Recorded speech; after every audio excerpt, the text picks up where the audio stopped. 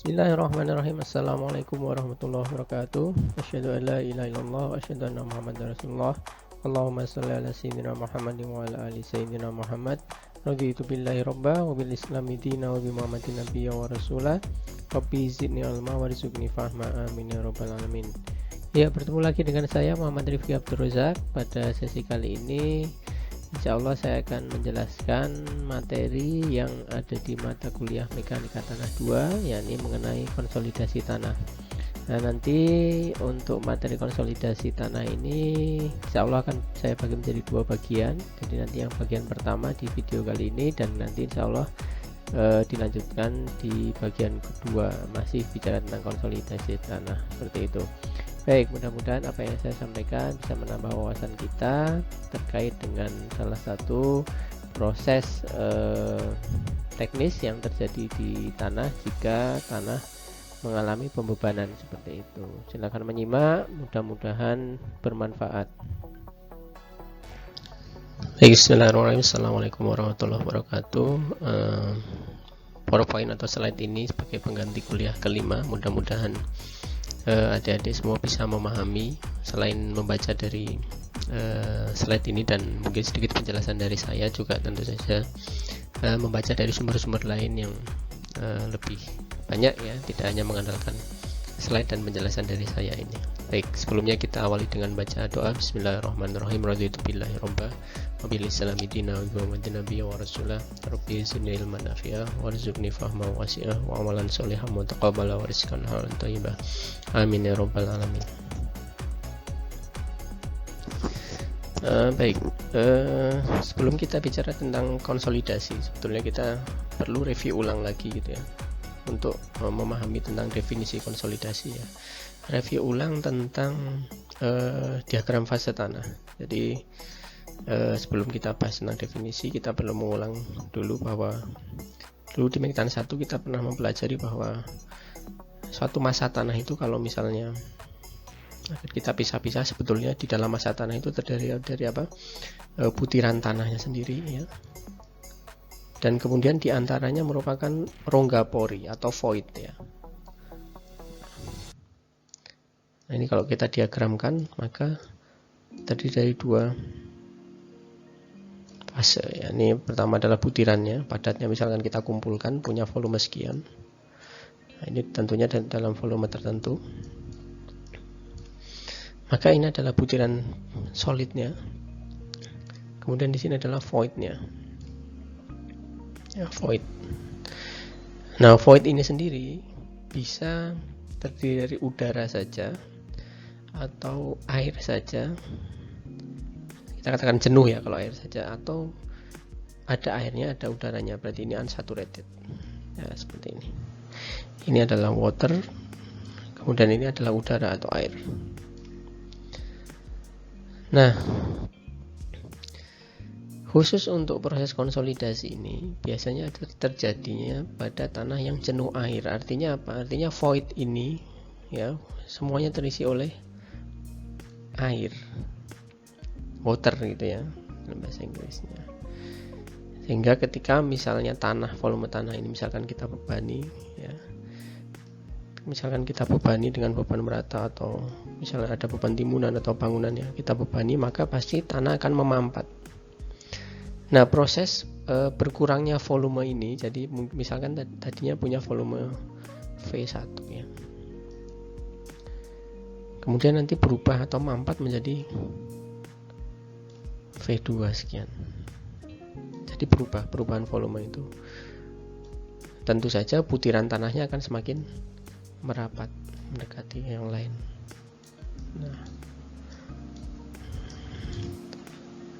Nah, akibat pembebanan, di mana prosesnya ini dipengaruhi oleh aliran air dalam sistem massa tanah itu. Jadi ketika dibebani ya, kemudian air itu keluar dari sistem tanpa mengurangi butiran padatnya. Jadi kalau misalkan kita gambarkan dalam skema yang lebih jelas lagi, seperti ini ya. Misalkan tadi butiran padatnya sekian ya, ini butiran padat. Nah, ketika dibebani, yang berkurang tidak lain adalah volume voidnya, ini voidnya V kecil ya, voidnya ini berkurang menjadi seperti apa ya, tentu saja tadinya sekian,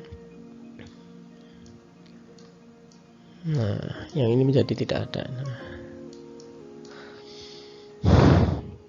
tadinya V1 menjadi V2, tentu saja ini diikuti oleh keluarnya air dari sistem. Nah, proses pemampatan ini dipengaruhi oleh kecepatan air pori ya. Nah, tentu saja kecepatan air pori ini juga dipengaruhi oleh apa? Koefisien permeabilitas dari massa tanah ini. Nah, biasanya proses konsolidasi ini terjadi pada tanah-tanah yang berbutir halus ya, tanah-tanah lempung utamanya. Sedangkan untuk tanah pasir atau tanah granuler biasanya penurunan atau perubahan volume itu terjadi lebih dominan, ya ini penurunan segera. Sedangkan proses konsolidasinya relatif tidak ada. Nah, karena kita bicara tentang pembebanan di mana tanah yang kita bebani adalah tanah jenuh air, maka ketika kita bebani dengan beban tertentu, maka otomatis tekanan air pori di dalam sistem ini akan naik ya, maka perlu alat yang dinamakan piezometer biasanya. Misalnya kita punya bendungan ya, kemudian di sini ada tampungan waduk, kemudian rembesannya sekian. Nah, ini rembesan airnya. Maka sebetulnya rembesan ini tidak menunjukkan tinggi tekanan air. Maka kalau misalkan kita pasang piezometer pada titik tertentu ya, titik tertentu sekian, nah di titik ini piezometer ya, maka bisa jadi tekanan airnya tidak sama dengan posisi level airnya di sini. Jadi bisa jadi sekian tingginya. Nah, maksud saya seperti ini. Ketika misalkan kita juga bicara masalah pembebanan ya, misalkan ini dibebani misalnya, nah dibebani dengan beban merata di atas bendungan, ini dibebani dengan beban merata, nah bisa jadi atau karena pengaruh tambahan beban ini ada tambahan kenaikan atau ada kenaikan tekanan air pori di titik ini, misalkan titik A seperti itu.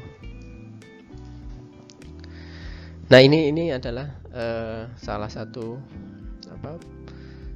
proses yang perlu kita pelajari terkait dengan konsolidasi. Nah, ini sebetulnya contoh sederhana, saya hanya ingin memperlihatkan bagaimana piezometer itu bekerja, kemudian bagaimana tekanan air itu pori itu naik ketika dibebani. Ya. Nah, proses konsolidasi ini ya nanti terjadi diawali dengan naiknya tekanan air pori di sini. Kemudian nanti karena bebannya ini konstan atau bisa dibilang ini tetap, artinya setelah dibebani tidak langsung dihilangkan, maka seperti mungkin kita membayangkan sebuah spons ya, ketika dibebani lama-lama airnya akan keluar. Seiring dengan keluarnya air itu, spons akan menurun. Nah, itu mungkin bisa jadi sebagai salah satu membayangkan proses konsolidasi itu. Tentu saja air keluar dari spons itu dalam jangka waktu yang lama. Seiring dengan keluarnya air, maka tekanan air porinya nanti akan turun lagi, seperti itu. Itu kira-kira ketika kita bicara tentang definisi konsolidasi. Silakan coba dirangkum sendiri apa itu definisi konsolidasi. Bisa jadi berbeda dari apa yang saya tulis di sini seperti itu ya. Tapi penjelasannya sangat luas tadi seperti itu. Baik, sehingga ketika proses konsolidasi berlangsung ya, ketika awal berlangsung yaitu terjadi tambahan atau kenaikan tekanan air pori di sini ya. Jadi ketika dibebani, jadi mulai saat start dibebani, maka otomatis tekanan air pori itu naik. akibat bebannya. Nah, sehingga nanti ketika proses konsolidasi itu berlangsung, ya misalkan saya ada diagramkan ya. Jadi misalkan ini tekanan air pori, ini misalkan U ya, tekanan air pori U itu adalah excess pore water pressure, jika naik, misalkan ketika naik ya, misalkan tadinya mungkin mulanya sekian, tekanan air pori mula-mula sekian, maka ketika dibebani itu naik. Nah, ketika dibebani itu naik, maka ini adalah tambahan tegangannya di sini, tambahan tekanannya, tambahan tekanan air pori. Ini tambahan, nah delta U misalnya. Nah, ketika proses konsolidasi itu berlangsung, maka dari tambahan tekanan ini nanti lama kelamaan itu akan turun. Nah, sampai nanti habis kenaikan tegangannya. Ini seiring dengan waktu ya, ini waktu T. Nah, proses konsolidasi itu nanti berakhir ketika U-nya atau tambahan tekanannya mendekati 0. Mungkin kalau 0 100% agak sulit ya. Nah, ini tekanan air pori itu 0 seiring dengan keluarnya air pori, tadi saya sudah jelaskan. Nah, kebalikan dari proses konsolidasi itu adalah pengembangan atau swelling ya. Jadi kebalikan dari konsolidasi adalah pengembangan, dimana kalau misalkan konsolidasi itu airnya keluar dari sistem, sedangkan pengembangan itu terjadi ketika tanah itu bertambah volumenya. Karena apa? Karena butiran tanah itu mengikat air, atau bisa jadi ada tekanan air pori negatif sehingga terjadi hisapan di situ. Nah, khususnya kalau misalkan tanah berbutir halus, tanah lempung itu kan dia mengandung mineral yang mampu mengikat air sehingga akan mengembang seperti itu. Nah,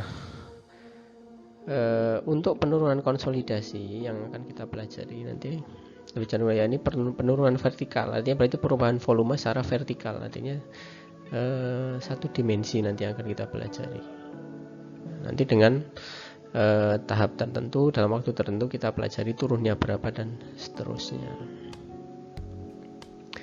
Nah, biasanya nanti konsolidasi itu terjadi pada bangunan yang didirikan di atas tanah lempung, atau mungkin pembebanan itu tidak secara langsung, artinya bisa jadi karena penurunan tanah itu akibat penurunan muka air tanah yang permanen di atas tanah yang jenuh air. Itu. Baik, untuk selanjutnya kalau misalnya kita ingin mempermudah untuk membayangkan proses konsolidasi ya. Jadi kondisi yang paling sederhana yakni konsolidasi arah satu dimensi. Ya, artinya satu dimensi berarti pergerakan arah vertikal saja atau arah Z saja. Nah, model yang bisa dikatakan cukup sederhana ya, cukup sederhana untuk bisa membantu kita memahami proses konsolidasi itu adalah menurut Rezaji ada analogi antara piston, kemudian pegas dan fluida. Di fluida di sini tentu saja kita isi air ya. Jadi kalau misalkan kita punya piston di sini ya, kita punya piston, artinya piston ini memodelkan bahwa sistem ini tertutup. Sistem ini tertutup artinya apa? Pergerakan plat ini ya, piston ini hanya arah vertikal saja. Artinya berarti ini piston kuat, tidak terjadi pergerakan arah horizontal ya. Ya, tidak terjadi pergerakan horizontal. Nah, per ini dia sebetulnya memodelkan butiran tanahnya. Sedangkan fluida di dalamnya atau air di sini memodelkan air itu sendiri. Ya. Jadi ketika misalkan kita punya piston, plat piston di sini. Kemudian di sini ada katup atau keran ya. Keran di sini, keran di sini, keran. Ini keran ini menggambarkan apa sebetulnya? Menggambarkan nanti ini bisa kita buka tutup ya. Kalau kita buka berarti nanti air keluar. Misalkan ini katup tertutup. Kalau katup terbuka maka air itu bisa keluar. Nah, tentu saja ini memodelkan aliran air. Semakin besar kita buka katupnya, maka menggambarkan semakin besar koefisien permeabilitas dari tanah tersebut, atau aliran airnya semakin mudah keluar. Ya, jadi bisa dipahami ya. Pernya ini memodelkan butiran tanahnya, air ini memodelkan void yang terisi oleh jenuh air ya. Nah, kemudian ketika misalkan kondisi katup tertutup, ya, kemudian dibebani, artinya air belum keluar, maka beban itu murni atau mungkin lebih besar dipikul oleh siapa? Dipikul oleh airnya saja. Jadi di sini butiran tanah atau per di sini belum bekerja. Ya, per di sini belum bekerja. Ya, jadi karena air ini menahan beban, ya, ya, maka tekanan airnya menjadi tinggi. Karena apa? Karena beban P ini. Nah, kemudian ketika katup ini kita buka, air keluar. Ya, tentu saja kalau kita memodelkan tanah yang koefisien permeabilitasnya rendah, maka katup ini kita buka sedikit kecil saja. Maka air itu keluar. Jadi kalau misalkan ini ada butiran tanah, nah ketika diberi beban maka air akan keluar. Nah, keluar dari sistem. Nah, sebetulnya ini hanya memudahkan saja bahwa hanya ada satu aliran air, tapi sebetulnya bisa jadi ini air ini bisa pergi ke segala arah. Nah, nanti percobaan kita khusus satu dimensi, jadi bukan ke arah samping ya kalau di sini, tapi ke arah atas dan bawah. Airnya, maksudnya airnya. Gitu ya. Jadi seperti itu. Lama kelamaan nanti ketika misalkan ini katup ini sudah terbuka terus, maka air akan keluar, nah sampai seperti ini. Pada akhirnya air sudah tidak bisa keluar lagi ya. Air sudah tidak bisa keluar atau sudah berhenti keluar, dan beban itu murni dipikul oleh butiran tanahnya saja. Nah, ini proses kenaikan tekanan air pori yang tadinya naik sampai nanti air keluar, berarti karena sudah tidak keluar lagi maka tekanan air porinya sudah mungkin mendekati nol ya.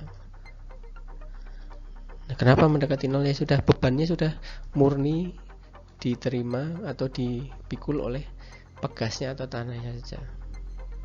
Yang tadi di slide sebelumnya saya sudah coba jelaskan, tekanan air pori naik, kemudian lama kelamaan turun.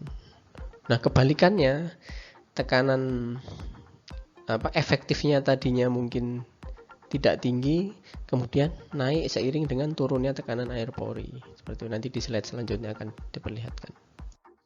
Ya, jadi ini penjelasan yang tadi saya katakan ya. Ketika katup tertutup, di sini saya katakan katup tertutup, kemudian dibebani ya. Katup tertutup ini kemudian dibebani di sini. Maka full beban ini diterima atau dipikul saja oleh si air ya, dengan seperti ini. Sehingga karena dipikul oleh air saja, maka tekanan air pori naik. Ya, di sini diperlihatkan dengan yang grafik biru ini. Ya. Ketika dibebani dan hanya ditahan oleh air saja, maka tekanan air pori itu naik. Tapi tambahan tegangan efektifnya tidak naik ya. Jadi di sini di kondisi nol lah, katakanlah nol ya. Nah, kemudian ketika katup ini dibuka ya, air itu akan keluar. Nah, seiring dengan keluarnya air, ini bebannya tetap ya. Seiring dengan keluarnya air ini, maka terjadi pengurangan tekanan air pori yang tadi sudah naik, yang biru ini naik sekian. Nah, lama kelamaan akan turun yang tadinya beban itu dipikul oleh air saja, maka butiran tanah atau pegas ini lama-lama akan bekerja menahan beban, sehingga tekanannya juga mulai naik di sini. Nah, proses konsolidasi itu di sini terjadinya. Ini tekanan air pori turun, ya, turun sampai ke sana, diikuti oleh tambahan tekanan efektif dari butiran tanahnya. Nah, ketika excess pore water pressure atau tambahan kenaikan air pori ini sudah kembali lagi ke posisi semula atau mungkin nol, ya, ini dinamakan proses konsolidasi selesai. Dan ini dalam jangka waktu yang relatif lama, ya, tergantung dari perlakuan kita terhadap sistem, atau tergantung, kalau di model ini tergantung dari besar kecilnya kita membuka keran atau katup ini. Nah, apakah bisa ini dimodelkan di lapangan? Bisa, misalkan menambah drainase, ya, vertical drain misalnya, atau bagaimana cara membuang air itu biar cepat keluar, ya. Jadi itu bisa mempercepat proses konsolidasi. Nah, penjelasan saya ini bisa dibaca juga di keterangan di sini seperti itu. Nah, ini resume dari sistem tadi, ya. Kondisi awal itu masih setimbang, ya, belum dibuka. Ketika tekanan dimulai, tambahan tekanan dimulai, sehingga tekanan air pori itu naik dari yang awalnya U0 menjadi plus tambahan tekanannya tadi berapa. Nah, kenaikan tekanan air pori inilah kelebihan tekanan air pori, atau sering dikatakan excess pore water pressure. Ini kondisi tak terdrainase, artinya berarti belum ada pengalirannya, artinya katup belum dibuka. Nah, kemudian ketika katup dibuka, air itu bisa keluar. Nah, piston bergerak ke bawah, itu artinya berarti memodelkan tanah itu turun. Nah, tanah itu turun, nah, itu menunjukkan tanah sedang berkonsolidasi. Nah, kalau misalkan tadi katup ini dibuka sangat besar, ya, artinya sangat besar, ya, pokoknya full sampai air itu keluar, maka proses konsolidasinya juga berlangsung lebih cepat. Nah, saat berakhirnya konsolidasi itu saat tekanan air porinya 0 atau excess pore water pressure-nya 0. Nah, kemudian piston dan bekas sudah tidak turun lagi. Nah, ini kondisi sudah terdrainase atau drain, gitu, ya. Itu resume dari sistem. Nah, ini kalau model yang kita permudah dengan pegas tadi, kita bawa ke sistem di lapangan, contohnya seperti ini. Jadi misalkan sistem di lapangan kita punya massa tanah nih setebal H, ya, massa tanah setebal H di sini, ya, misalnya 10 meter kah atau berapa meter. Nah, kondisinya dia jenuh air. Nah, jenuh air. Jadi bebannya jangan dilihat dulu, ya. Beban ini jangan dilihat dulu. Beban jangan dilihat dulu. Ditutup dulu, ya. Beban Q ini ditutup dulu. Nah, ketika belum dibebani, ya, tentu saja di dalam tanah ini, nah, di dalam tanah ini dia punya tekanan air hidrostatis, ya. Kemudian ada tegangan efektif tanah. Nah, ini tegangan efektif tanah. Misalkan, nah, ini tekanan air porinya sekian misalnya. Ini tekanan airnya. Mula-mula. Nah, misalnya ini tegangan efektifnya kita tutup dulu, maka mula-mula sebelum dibebani, maka tekanan airnya kita tahu besarnya adalah mengikuti dari kedalaman. Pada kedalaman 0 di sini, maka tekanan airnya 0. Ya, pada kedalaman dasarnya di sini, maka tekanan airnya adalah gamma kali H, gamma air kali H, ya. Ini di Mektan 1 tentu saja sudah familiar. Ini ketika belum dibebani, garis biru ini ketika belum dibebani, ya. Mengikuti diagram seperti ini. Nah, begitu dibebani dengan beban merata, misalkan beban Q ini, ya, dibebani dengan beban merata. Nah, tentu saja tekanan air porinya naik. Sesaat langsung naik. Jadi garis yang semula-mula di garis biru ini, ya, maka terjadi tambahan tekanan sekian. Nah, ini adalah tambahan tekanan air pori. Akibat siapa? Akibat Q tadi, ya. Yang mula-mula langsung di garis hijau putus-putus ini, ya, garis hijau putus-putus ini di sini. Nah, ini mula-mula dibebani, berarti mula-mula dibebani adalah ketika waktu T sama dengan 0. Jadi waktu awal mula pembebanan dari luar, ya, bukan beban sendiri, ya. Nah, sehingga karena tadi saya katakan tanah ini berpermeabilitas rendah, berarti ada kemungkinan dari air keluar dari sistem ini, ya. Bisa mungkin keluar ke atas atau keluar ke bawah. Misalkan di bagian sini adalah lapisan tanah di bawahnya ini permeable, maka air bisa keluar dari sini. Nah, yang nanti kita pelajari alirannya satu dimensi saja, yakni keluar ke atas atau ke bawah saja. Nah, kenapa kita tidak mempelajari tinjauan keluar ke samping, ya? Asumsinya di samping ini juga ada air juga, kan? Nantinya sistem ini kan kita batasi di sini, dia larinya hanya ke atas dan ke bawah saja. Kalau ternyata di bawah ini impermeable, maka ya ke atas saja. Nanti ini akan berpengaruh pada kecepatan konsolidasi. Artinya misalkan air dari sini ke atas dan ke bawah tentunya lebih cepat daripada air dari sini ke atas, dari sini nggak bisa ke bawah ya ke atas, dari sini ya ke atas. Ini berarti jarak pengalirannya lebih panjang. Nah, karena air itu keluar, ya, maka lama kelamaan tekanan air porinya nanti akan berkurang. Jadi pada waktu T tertentu, ya, maka mungkin grafiknya menjadi seperti ini. Pada akhirnya nanti T yang mungkin sangat lama, T mungkin mendekati akhir waktu konsolidasi, misalkan berapa, setahun 2 tahun, ya, kembali lagi ke garis ini atau mendekatilah garis ini. Jadi excess pore water pressure-nya sigma delta U nya mendekati 0. Itu proses konsolidasi dianggap selesai, ya. Nah, nanti kecepatan keluarnya air tadi saya katakan tadi tergantung satu koefisien permeabilitas dan lintasan keluarnya air tadi yang saya katakan tadi.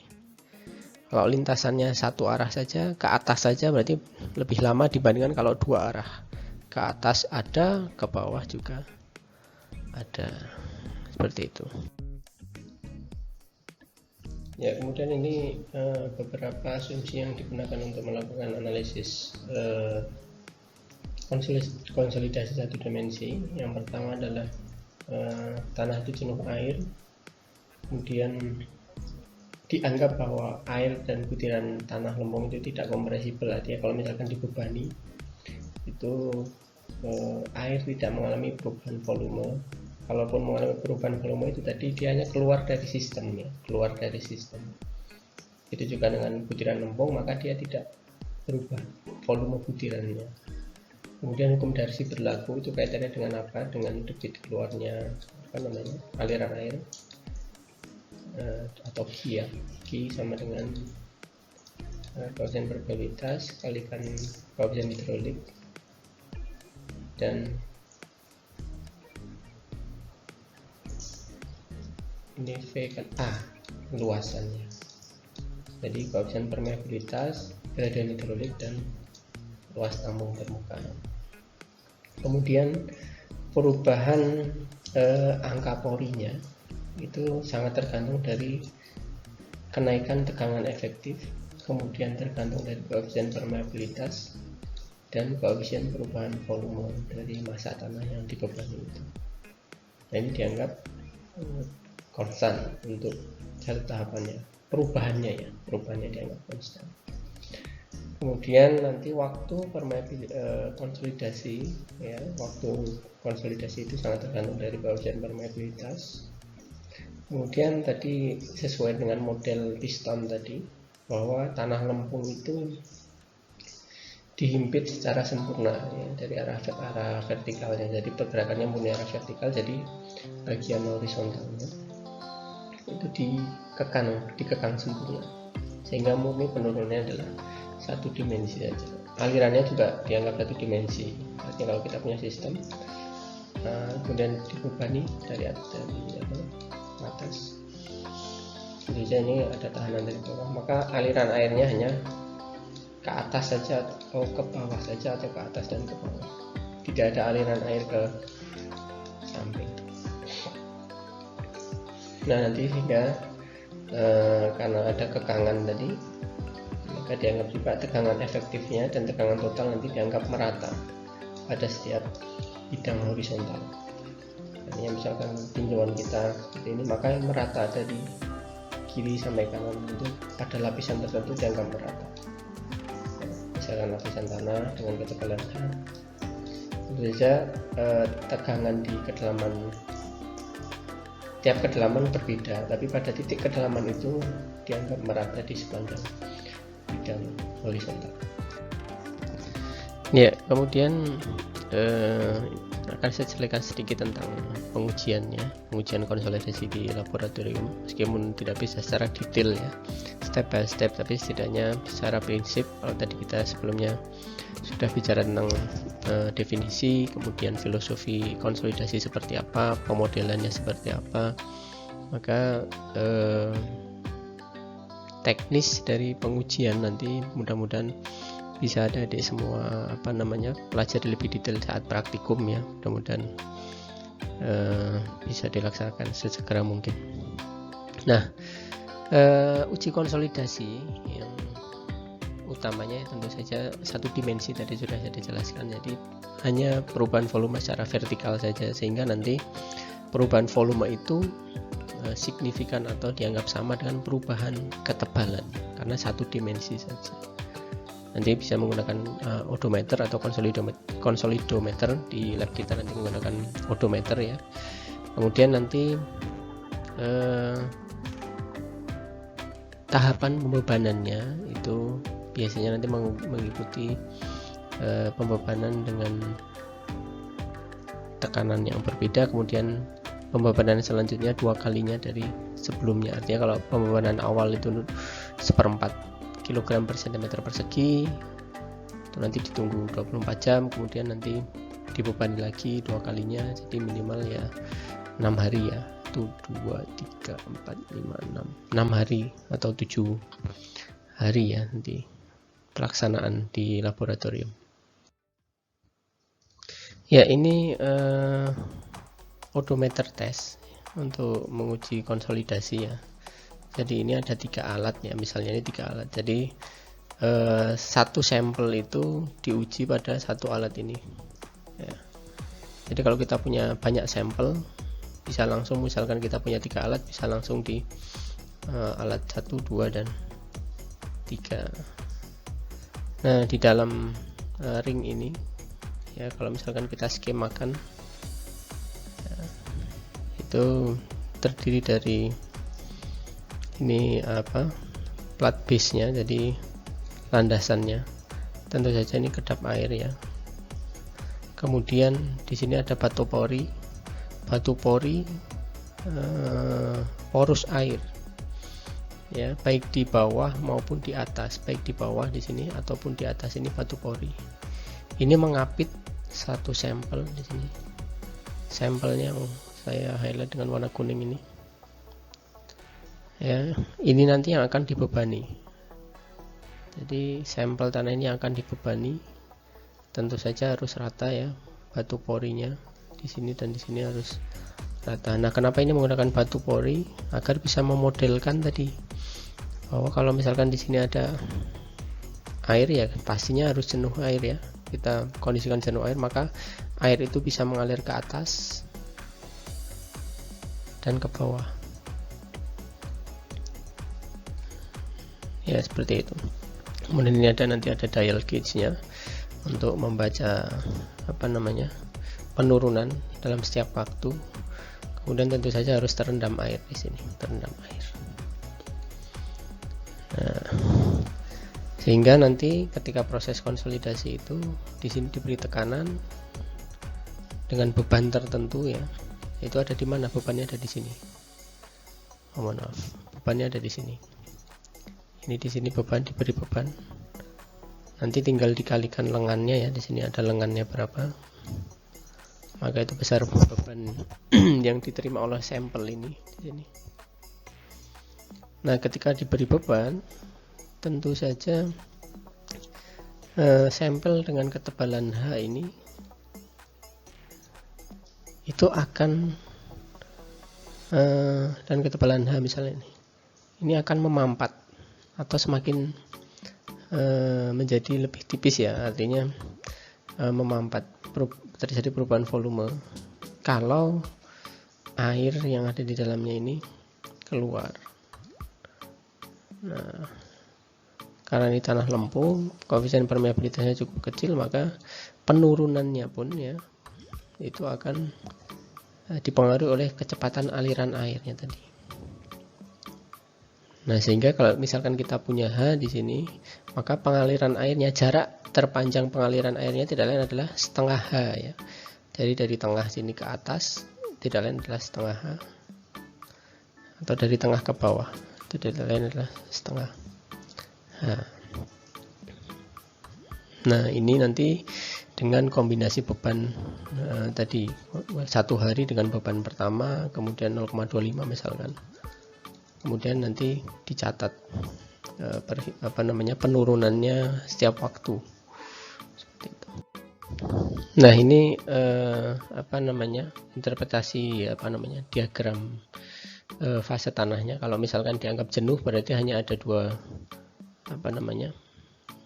materi padat dan air saja.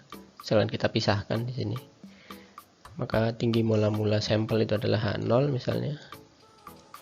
Maka perubahan volume ini atau perubahan ketebalan ini tidak lain adalah karena keluarnya air ke keluar sistem ya.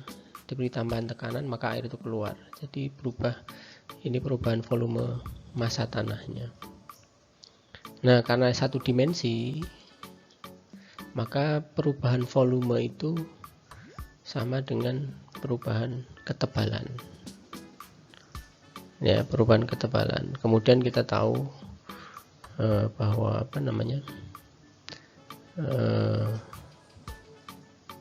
angka pori itu apa? Angka pori adalah V void per Vs ya. Ya. V void per V solid. Maka ketika volumenya berubah, tentu saja angka porinya juga berubah. Semakin berkurang voidnya, maka angka porinya juga akan turun. Nah, sehingga nanti perubahan ketebalan ini ya bisa untuk memantau juga termasuk perubahan angka porinya. Angka pori awal E0 maka dia akan berubah seiring dengan berubahnya ketebalan, atau bisa dibalik. Perubahan ketebalan itu bisa dihitung kalau misalnya kita sudah tahu angka porinya.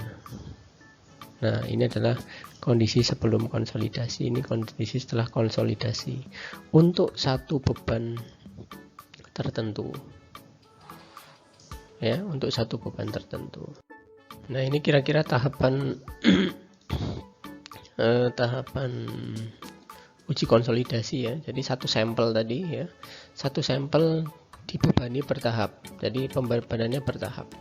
Pembebanan pertama misalkan 25 kN per meter persegi atau 25 kg per cm persegi ya. Nah, ini dilakukan pembebanan selama 24 jam.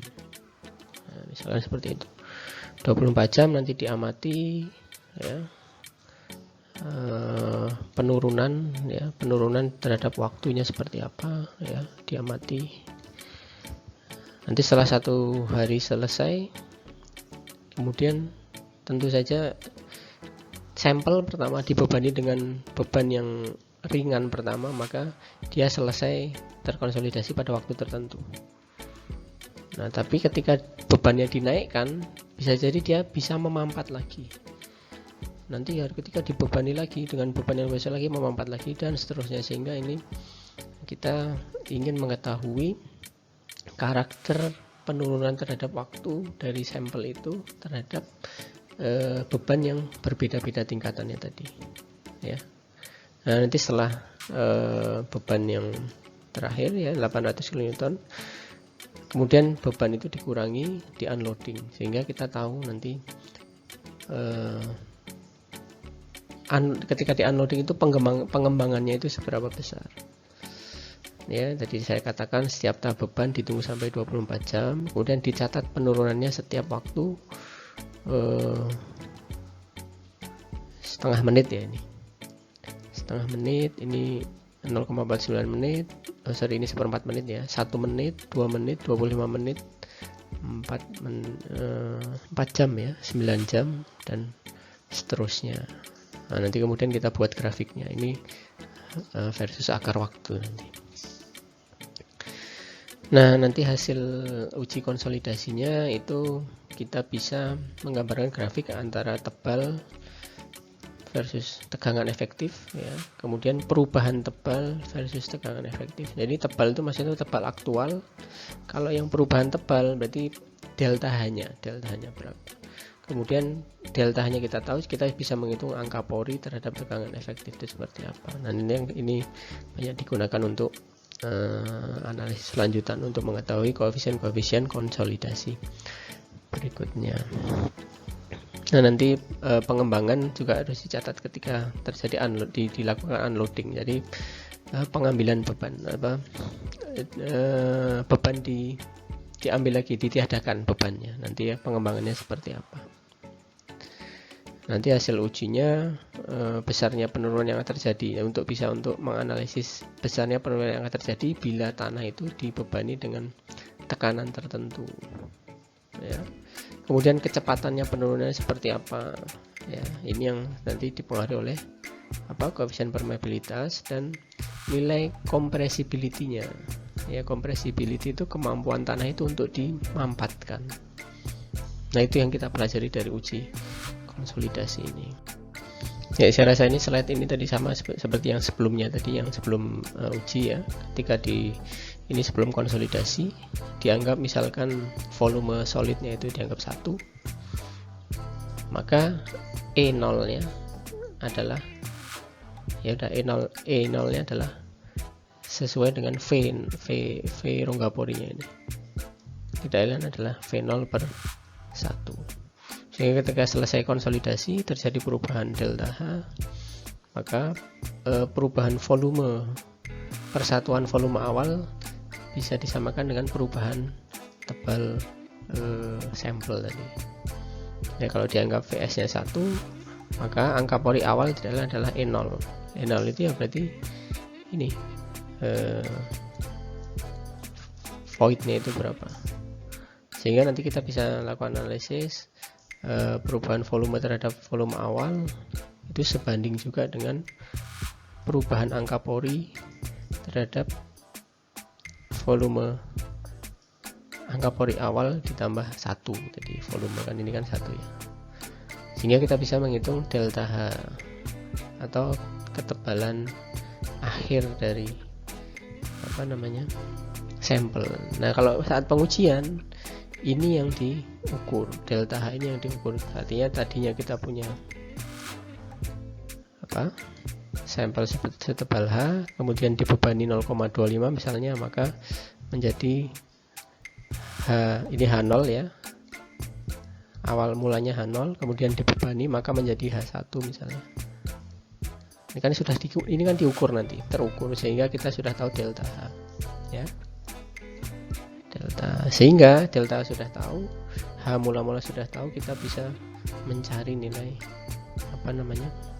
delta E nya dengan asumsi E0 nya kita bisa hitung dari awal ya. Nah, kita tahu nanti berat jenisnya berapa,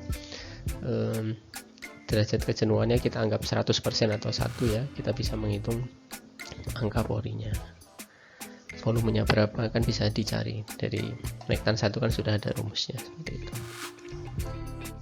Nah, sehingga untuk pembebanan selanjutnya ya, pembebanan selanjutnya artinya tadi yang slide sebelumnya bicara untuk beban tertentu. Maka ketika dibebani untuk yang selanjutnya, hitungannya sama juga, delta H selanjutnya juga merefer pada ketebalan setelah dimampatkan pada beban yang pertama tadi. Sama nanti untuk E1 seterusnya juga sama ya, sehingga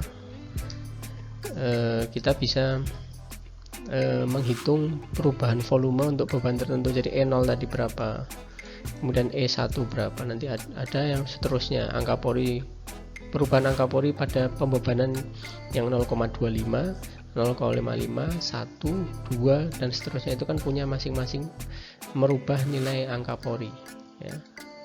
Nah, tentu saja kita harus sudah punya data dulu apa masa kering setelahnya nanti berapa, berat jenisnya itu berapa, tebal sampel sebelum dibebani itu berapa ya.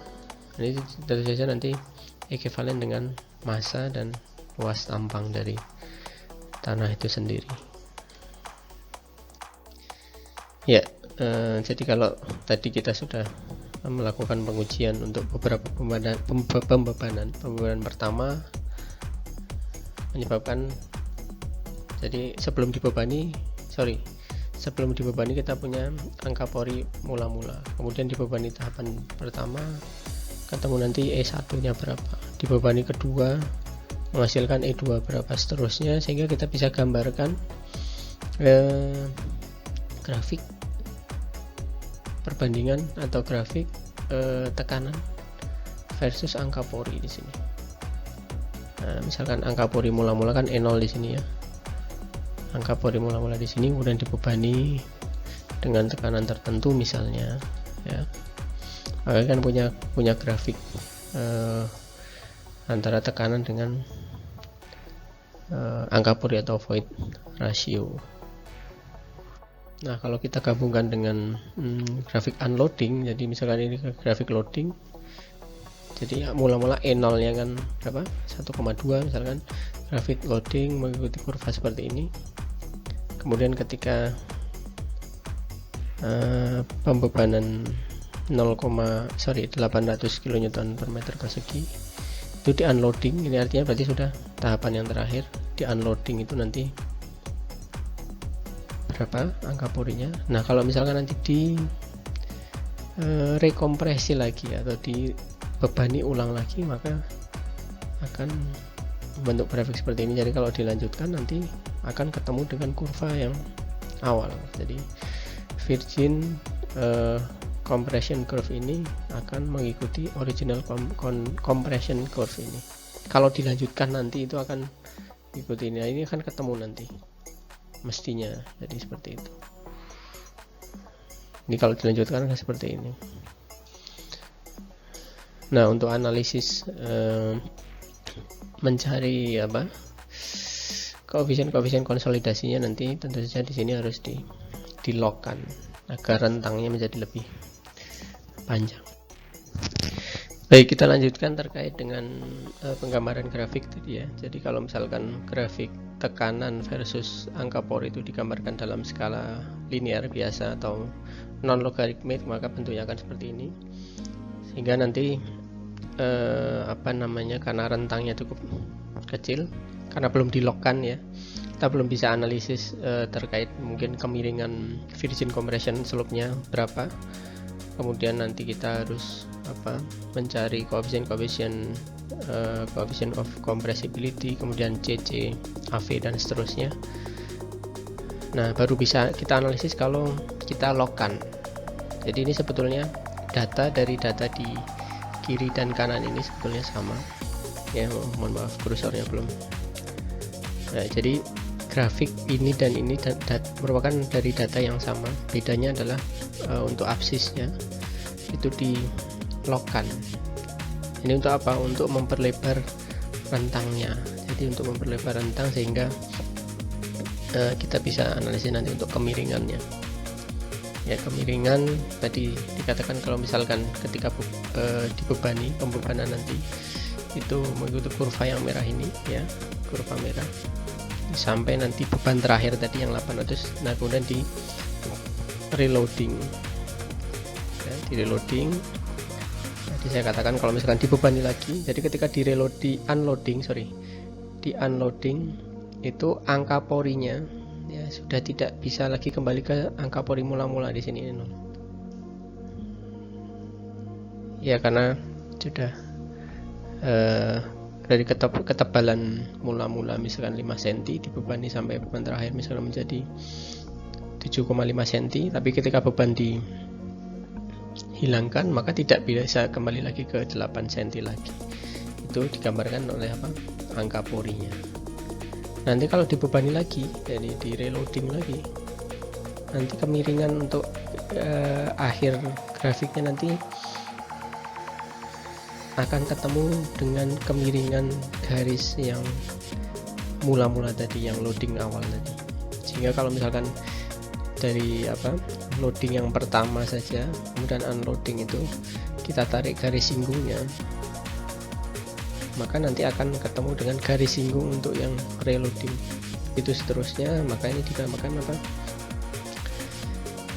virgin compression slope. Nah, ini garis ini. Nah, atau di lambangkan dengan CC seperti itu. Nah, pada kondisi pembebanan ya, butir-butir lempung itu menyusun posisi yang lebih kompak, artinya berarti saling berdekatan. Tapi ketika unloading, posisi butir tidak bisa kembali seperti sebelum pembebanan. Ya, tidak bisa kembali seperti semula lagi. Nah, tentu saja nanti dari grafik ini kita bisa pelajari karakteristik kompresibilitas suatu sampel tanah ya. Mulai dari coefficient of volume compressibility, jadi perubahan volume akibat kenaikan satuan tegangan. Kemudian ada compression index. Nah, ini adalah kemiringan garis tadi, virgin compression tadi. Jadi kemiringan garis natural ya. Nah, ini CC. Nah, ini merupakan kemiringan garis linear dari loading. Jadi angka pori dibandingkan dengan log tekanannya. Nah, nanti untuk apa parameter-parameter ini? Nanti untuk menghitung penurunan konsolidasi. Ya, untuk coefficient of volume compressibility, jadi dikatakan perubahan volume per satu satuan tekanan ya. Jadi sebetulnya perubahan volume per satu satuan tekanan itu tidak lain adalah ini. Jadi perubahan volume itu juga bisa dituliskan sebagai perubahan angka porinya, angka pori mula-mula atau angka pori setelah dibebani dikurangi angka pori mula-mula ini ya, dibandingkan dengan tambahan tegangannya, tegangan akhir dikurangi tegangan akhir. Nah, tentu saja per volume awalnya sekian. Ini kalau dituliskan dalam menggunakan angka pori. Nah, angka pori ini juga sebetulnya menggambarkan juga perubahan ketebalannya terhadap perubahan tegangan per tebal mula-mula sampel atau mula-mula tanah. Nah, nilainya tentu saja tidak konstan, tergantung dari level atau tingkat pembebanan yang diderita. Tentu saja nanti pembebanan awal, 2 dan seterusnya berbeda-beda nilainya. Nah, untuk koefisien pemampatan atau AV itu tidak lain adalah kemiringan kurva hubungan antara E log P tadi. Jadi kalau misalnya ini adalah log P atau log sigma ya, kemudian ini E nya,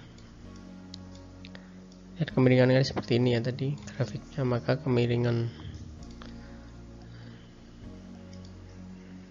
grafik kemiringannya seperti ini.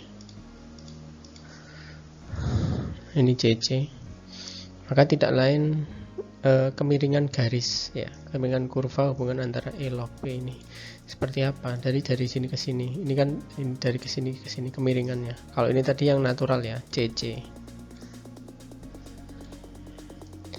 Nah, kalau AV itu juga sama, nanti nilainya tergantung dari tinjauan di mana angka pori, perubahan angka pori dibandingkan dengan perubahan tegangan. Jadi kemiringan garis itu adalah delta Y per delta X ya. Ya, delta Y nya tidak lain adalah E, delta X nya adalah log sigma. Nah, ini AV bisa untuk menghitung coefficient of compressibility dari tanah itu sendiri. Ya, kemudian yang terakhir yang akan saya sampaikan pada sesi ini adalah terkait dengan apa? CC, ini compression index. Ini juga digunakan untuk menghitung penurunan konsolidasi. Nanti di pekan selanjutnya akan saya jelaskan kegunaannya. MV tadi, AV, kemudian CC untuk apa. Nah, CC ini tidak lain adalah kemiringan garis natural compression slope tadi. Jadi kalau misalkan di sini log sigma, kemudian ini E, kemudian kita tadi punya grafik kurvanya seperti ini ya, karena tadi ini unloadingnya, maka di sini ada kemiringan garis. Nah, ini adalah ini apa ini adalah garis singgung pada kemiringan akhir pembebanan di sini, garis singgungnya. Nah, kemiringan garis ini tidak lain adalah CC. Nah, kemiringan garis itu apa sih? Kalau misalkan kita punya ini sumbu X, ini sumbu Y, itu saja delta Y dibagi delta X kan. Nah, delta Y nya apa? Delta Y nya adalah angka pori mula-mula dikurangi angka pori setelah pembebanan dibagi dengan beban mula-mula dikurangi beban akhir. Nah, ini tidak lain adalah kemiringan garis. Nah, kalau log operasinya menjadi dibagi ya, log sigma 1 per log sigma 2. Nah, kalau CE expansion index itu kebalikannya ya, ini dari grafik unloadingnya, berarti yang ini ya, dicari dari yang ini mendekati linear, dianggap linear, itu jadi tarik garis ini secara linear, itu adalah expansion index. Nah, kemudian di bawah ini tabel hubungan antara jenis tanah dengan karakteristik kompresibilitas ya, coefficient of volume compressibility. Nah, kalau misalkan di bawah dari 0,5 berarti dia sangat rendah kemampuan untuk dimampatkan. Nah, untuk tanah-tanah lempung punya potensi untuk dimampatkan yang besar, lebih besar dari 1,5 meter persegi per meganewton ya, satunya meganewton. Ya, baik, saya rasa untuk sesi pertama penjelasan konsolidasi cukup sampai di sini. Ya, demikian tadi pemaparan atau penjelasan tentang konsolidasi tanah bagian pertama. Mudah-mudahan apa yang saya sampaikan dapat dipahami dan dapat diterima dengan baik, sehingga bisa menambah wawasan kita, pemahaman kita tentang konsolidasi tanah seperti itu. Insya Allah nanti penjelasan akan saya lanjutkan lagi di bagian kedua. Mudah-mudahan ilmunya bermanfaat. Kurang lebihnya saya mohon maaf. Subhanakallahumma wa bihamdika asyhadu an la ilaha illa anta astaghfiruka wa atubu ilaik. Walhamdulillahirabbil alamin. Wassalamualaikum warahmatullahi wabarakatuh.